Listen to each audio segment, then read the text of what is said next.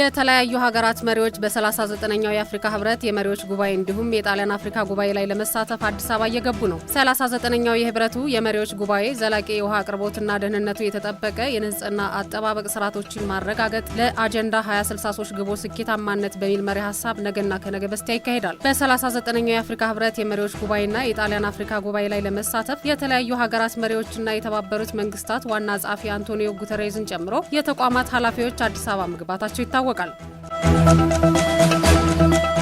በአፍሪካ የኢንዱስትሪ ሽግግርን ለማረጋገጥ ከፖሊሲ ማዕቀፍ ባሻገር የአህጉራዊ ነጻ የንግድ ቀጠናን ትግበራ ማፋጠን ይገባል አለ የአፍሪካ ህብረት። የአፍሪካ አህጉራዊ ነጻ የንግድ ቀጠና ተግባራዊ በተደረገባቸው 5 ሀገራት የተገኙ ውጤቶችን በመገምገም ወደ ሌሎች ሀገራት ለማስፋት ያለመ መድረክ በአዲስ አበባ ተካሂዷል። በ5ቱ ሀገራት የተገኘ ውጤት የኢንዱስትሪ ፖሊሲን ከንግድ ጋር ለማስተሳሰር ወሳኝ ምዕራፍ እንደሆነ ተመላክቷል።